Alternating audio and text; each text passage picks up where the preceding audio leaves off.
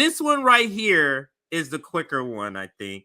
Breaking points, murder in the comments. This is pretty quick because we can just bring up the. Yeah, this is a good one. So the other story, the Twitter files. We're gonna Nick and CJ. Everybody wants us to get to it. Nick and CJ show will eventually get to the Twitter files. So we're gonna get to that, and we're gonna get to the Haitian Biden administration basically having the same immigration policy as the Trump administration. But we had to cover these comments right here. So here's the video. Breaking Points put out a video, and this is Krystal's very rare sort of, what do they call them, radars that she has that's any worth watching. And this one is titled GOP Rebellion, Fake Populist Revolt. This is what she chose, the angle that the professional managerial class on Breaking Points decided to go with. Now, before we listen to a minute or so, let's just go directly to the comments. Let's review. And also, it's very interesting, like what Krystal admits while doing this radar here, because I stumbled on this earlier today because I was like, I wonder if she's gonna bring up the fact that because once I saw fake all this stuff, like, are you gonna bring up the term limits? Decreasing the military budget, the real win. So I saw her radar. I was like, wow, she's omitting a lot of information here. So I wonder, like, all right, we called out Breaking Points months and months ago. People was like, oh, you guys are just jealous. I'm like, all right, whatever. But now we had Jimmy finally call them out, and he was like laid into them over the whole Ryan Grimm crystal ball thing. And now after that stream that Jimmy did, look at these comments, man. And I've seen this for the last few weeks because I've seen people call them out for the Ukraine coverage as well. I just want to remind you guys, like months ago, like almost a year ago, we told you guys about Breaking Points and how they was shifting to the right and how they was repeating more mainstream media talking points. You guys gonna hear it from Krystal here, where she knows that she has to put a radar condemning the right-wing rebellion. Yeah. That's how you know she knows she's in the Democratic Party fold. Like, when you know I got to do certain things, I got to talk about January 6th, that's what Marianne Williamson did. You know they're still in that Democratic mode, and there's no getting them out. Because she has to admit they got concessions while also trying not to point out the obvious that the left should have done that. Right, it's so funny. But anyway, let's read a few. Like, we can read like a handful, and then just a few, and then we'll watch. So after the video. So Krystal thinks that her children should pay for her wasteful ideology. That's one. Then we have this one here. Krystal is such a uniparty shield. She defends the squad's lack of action. Her mental mode is coming apart at the seams, and she still refuses to see the writing on the wall. It is obvious why Dora can't stand her. This one, so much for the anti-MSN mainstream media lane. Yeah. Bro, there's so many, like, guys, and I want to go back to more comments after you watch the video, because there's not a positive one here. You don't see a lot of ones. Let me just read these last two here. Yeah, they said they stood up to the party leaders and got some things they wanted. That's more than the squad you keep defending ever did, which is a fact. And now Krystal and this radar is going to explain why the things that they are asking for is anti-populist, right? But they are Republican lawmakers who are advocating for fiscal conservatism. The breakdown is about how these are tactics that work, right? There are tactics that work, and they got legitimate things like term limits, the ability to hold a speaker vote whenever you want. These are giant things. The reduction in military spending, these are giant things, especially to holding him accountable. Because imagine if he breaks this promise and he starts fundraising in primaries where safe primary states. Then they'd be like, oh, yeah, you broke your promise. Let's do a vote of no confidence. That's giant. That's literally what the progressives need.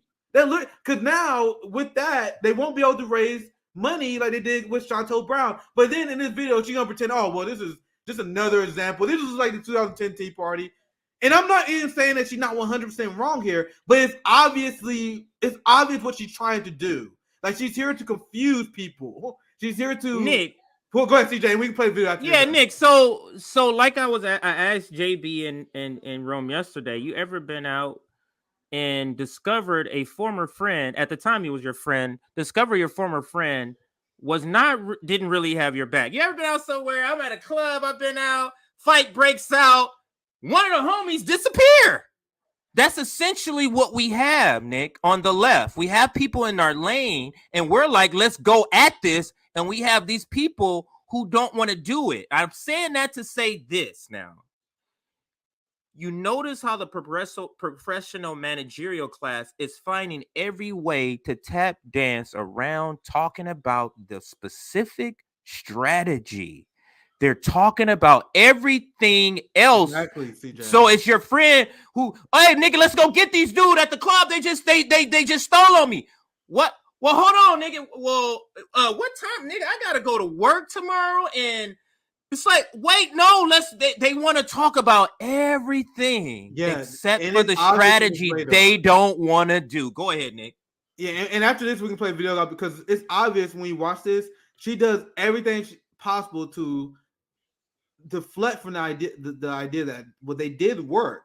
That you got to be hostile toward power, and then will not put what progressives did. But let's watch it. And you guys can see why she got a ton of pushback in the comments because she's here to confuse, and people are starting to get onto that. But let's play the video and then we can react.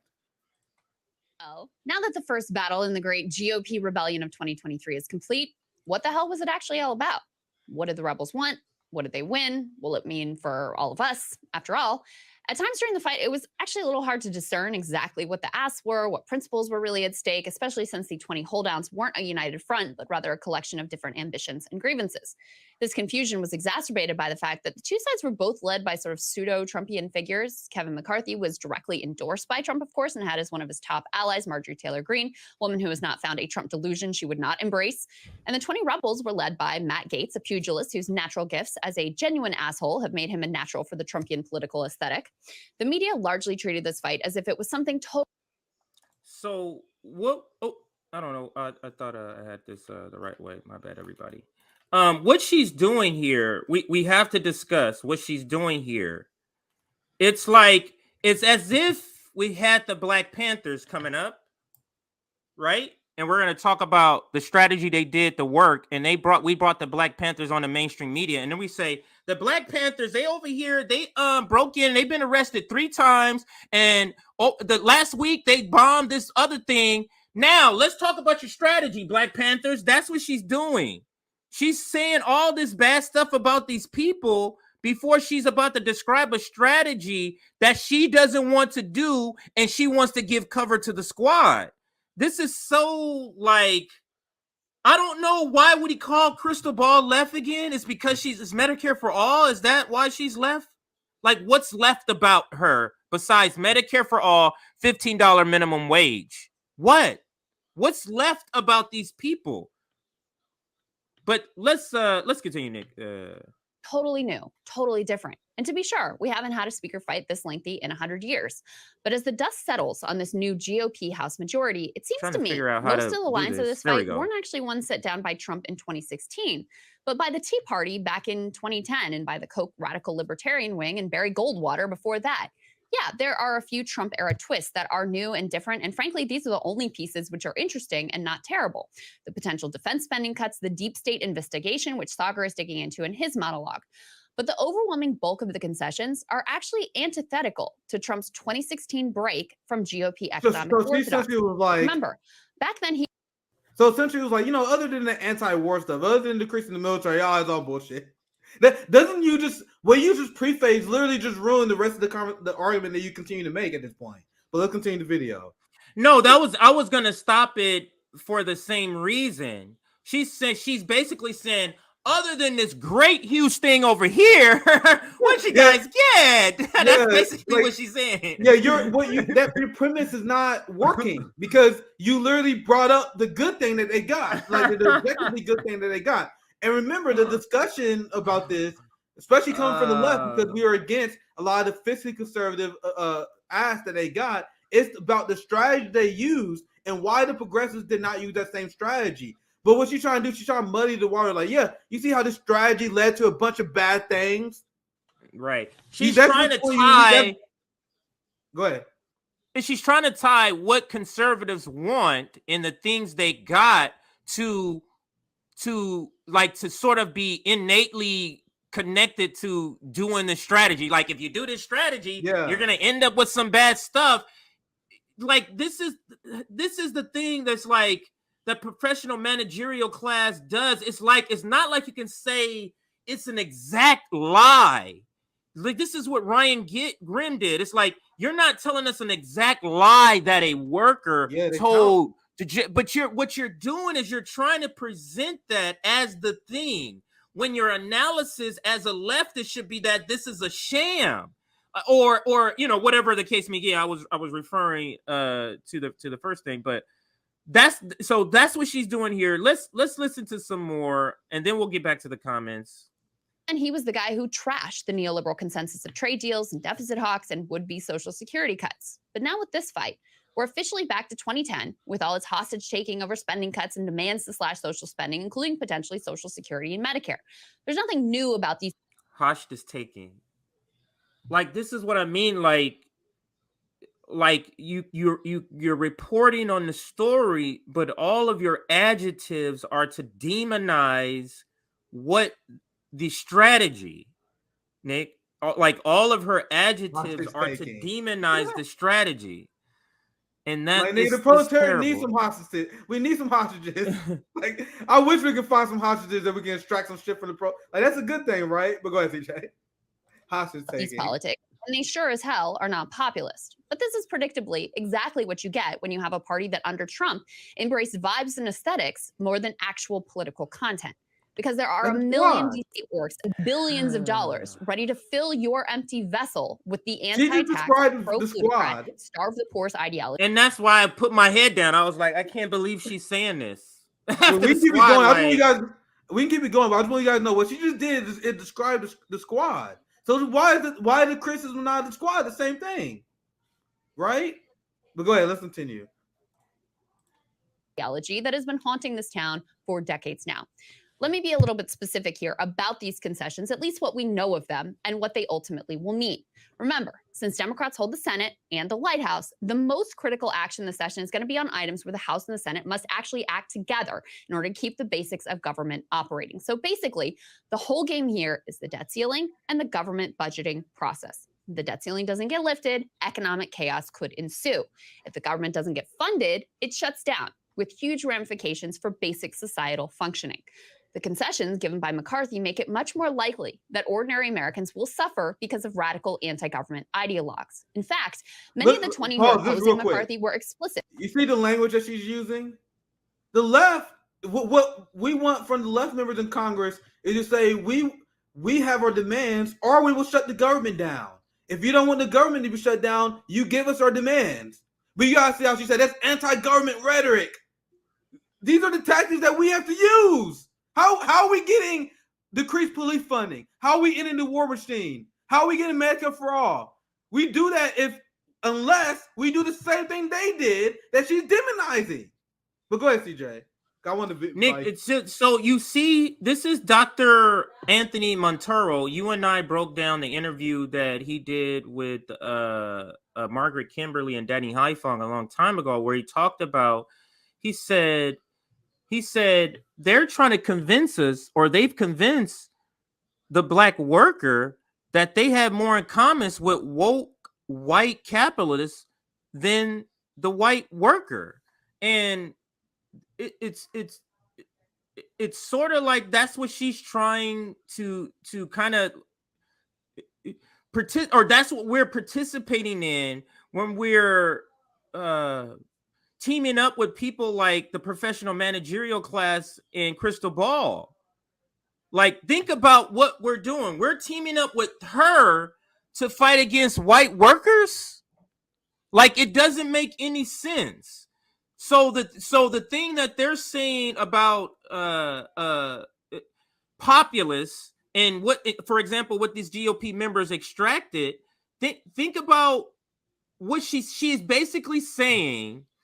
She's not willing to go to the mat for any of the left policies is what I'm getting at. I said it took a long time to say that, but she's not willing, and the professional managerial class is not willing to go to the mat and they're showing that in their ridicule of this strategy by the right.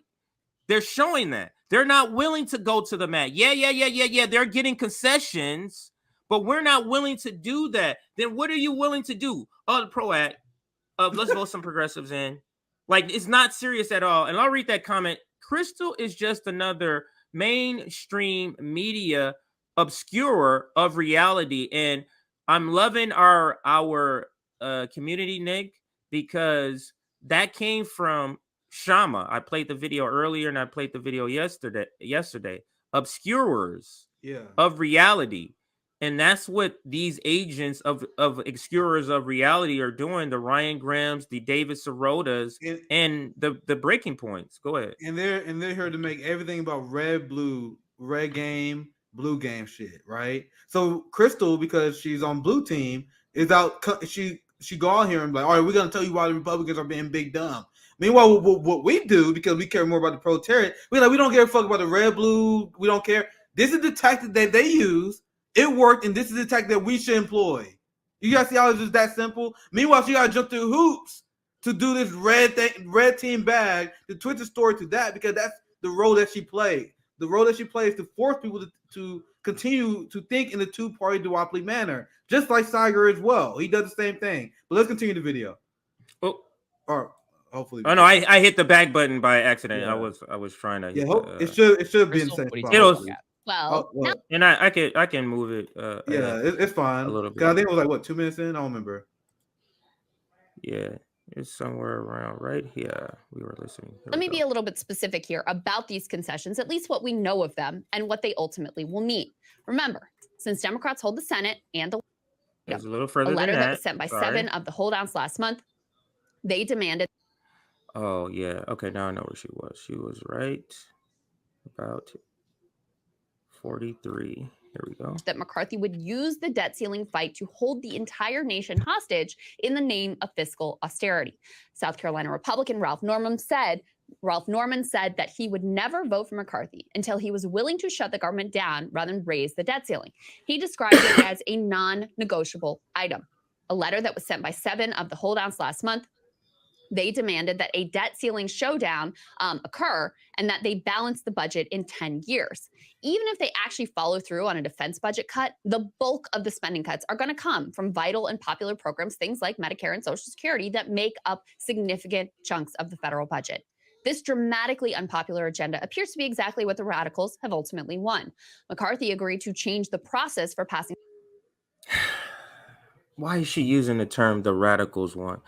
Like, this is literally corporate media. Corporate media uses the term radicals in the way she just used. Who are these people, Nick? Who is Breaking Points? This is absurd. Passing spending bills in a way that empowers the most anti-government radicals. He also pledged to send the country into economic crisis rather than lift the debt ceiling with no spending cuts. For the rebels, going to war with DC elites might be popular, but the actual provisions that they were warring over are decidedly not. Republicans know this, by the way. When Rick Scott floated a similar program as head of the NRSC, Republicans who actually wanted to win elections, like Mitch McConnell, trashed him for it, wouldn't touch it with a 10-foot pole. Now they're implementing exactly the unpopular agenda that they tried desperately to run away from back then. Additional reported concessions have to do with power. Any single caucus member can now call essentially a vote of no confidence on McCarthy.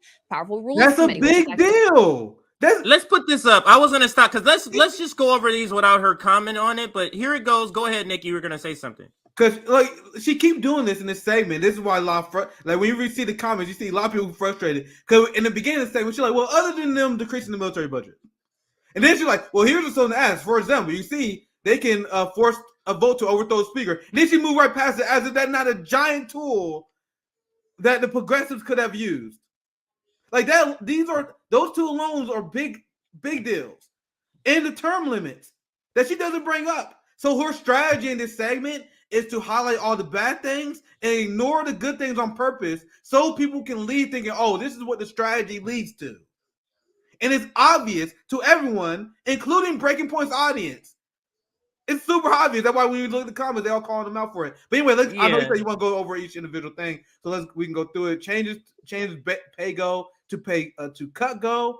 For that, once again, to show example for the Republicans using tactics to get themselves wins. They're fiscally conservative, so they did the strategy and it was effective, which is why we want the squad to do that. We don't agree to that, but they doing exactly what their constituency wants, right? Constraint debt limit in runs, 3/5 vote to raise tax rates, allow 2-minute votes, 74 hours for bills, dynamic scoring, in labor, education, and workforce, new COVID select committee. Now, when I see this, like it seems like they are looking to reform the process, right? So why is it the Democratic Party have no criticisms over how the process went, right? Anyway, go ahead, CJ. That's I think that's intentional. We'll listen to maybe a minute more and then read the Effectively comments and governs how end. legislating occurs. That's going to be dominated by hard right Freedom Caucus members. On their own, these provisions aren't really good or bad. Actually, we can end it here. I'm tired of hearing this nonsense, Nick. But the bottom line is this: what this segment should have been is 10% on the bad stuff and 90% on why the left should use this strategy and list things that we could get. Instead, she's doing 90% demonizing the strategy, and I'm sorry, 10% of saying, "Oh yeah, they did this one thing," and then 90% demonizing the strategy. Go ahead, Nick. Yeah, it just she spent a whole segment where she easily could have just said, yeah, they asked for socially conservative stuff that we don't agree with.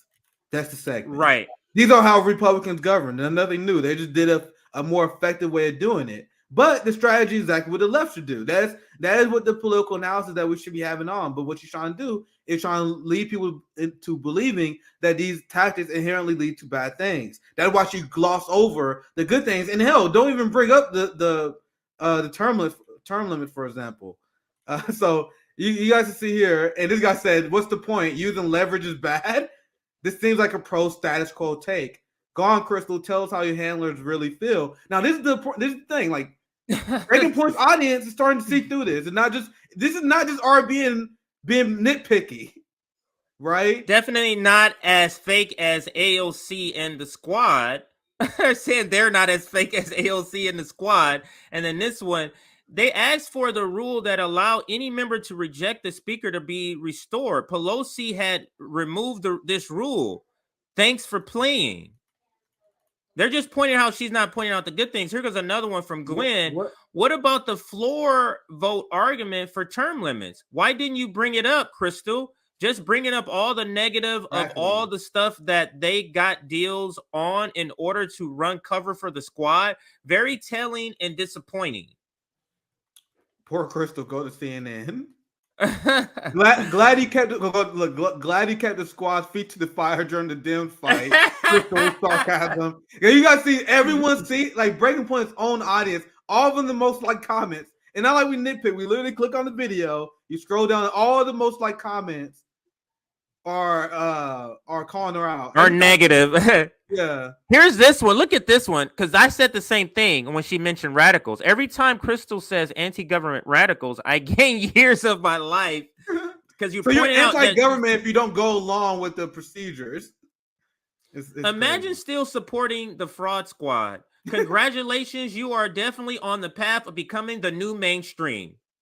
Damn. That's a scathing comment considering they don't want to be. They don't want to be.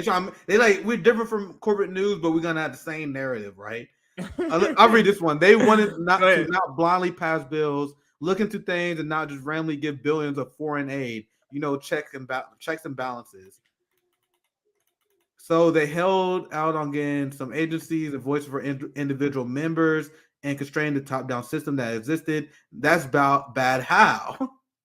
They literally cut McCarthy and the Speaker of the House rolled down to size. And a lot of people have no idea how powerful the Speaker is. I will make the argument that it's been too powerful. That shit needed to be stripped to some power.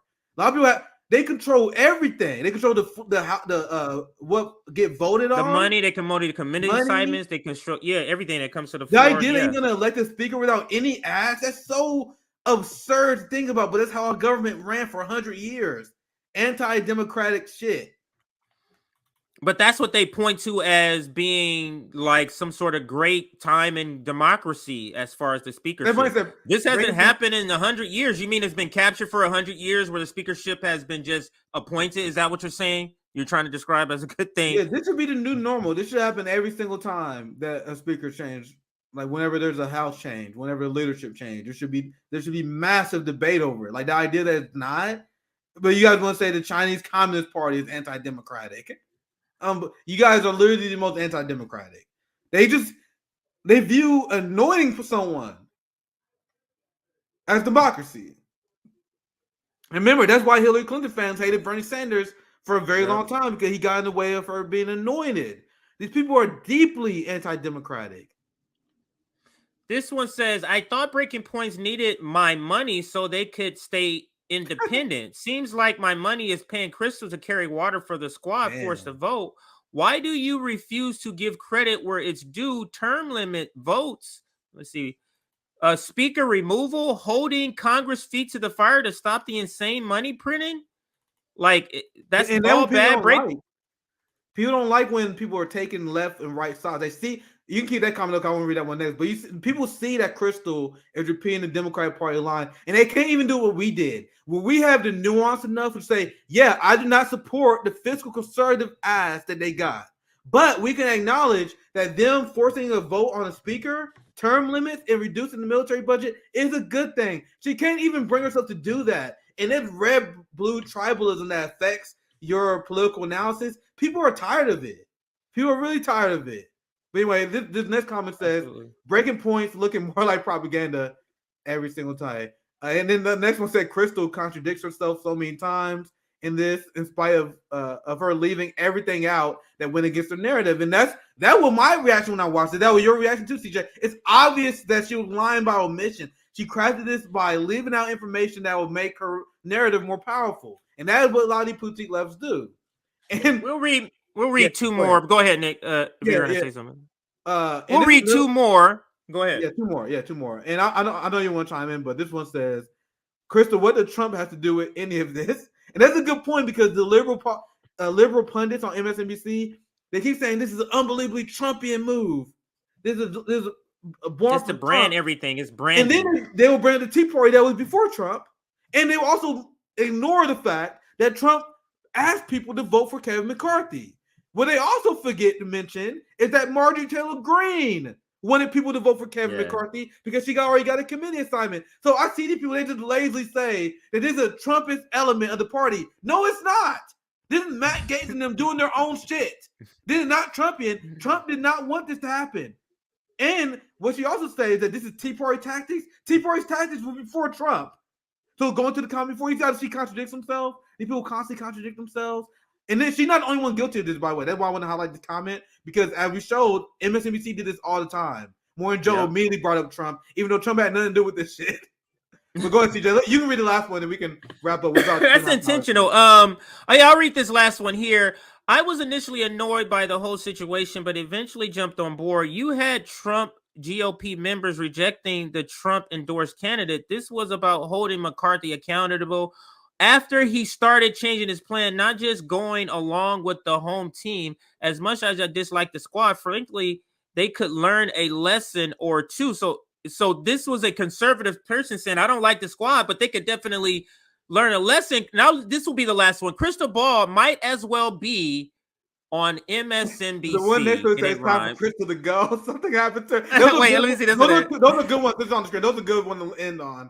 He said Krystal might well be on MSNBC. Then other one says time for Krystal to go. Something happened to her. That or she was faking this whole time. So we want to show you guys those comments too, because these are our audience. And it's not like the most downvoted troll comments, because we get troll comments too, but then you guys get their ass. I see you guys be getting their motherfuckers. You notice these are comments that everyone in the community likes. Like the most improved comments are the ones that say that Krystal has to go, that she's thrown now. So that's devastating. Not just RB being jealous of them. I remember people said that last year. We were early in sniffing out Breaking Points. So literally, we did videos last year. Like, yo, this shit's not independent news. Now it's beyond obvious. So CJ, any last thoughts? We'll cut this segment, Aaron, and no more thoughts on the segment. I mean, it speaks for itself. The comments, like, there's no more RBN just hating. Go read their comments from their own people, paying people. They describe them as, oh, I'm a paying customer, and this is some bullshit. They just go read the comments on your own. And that's all I got.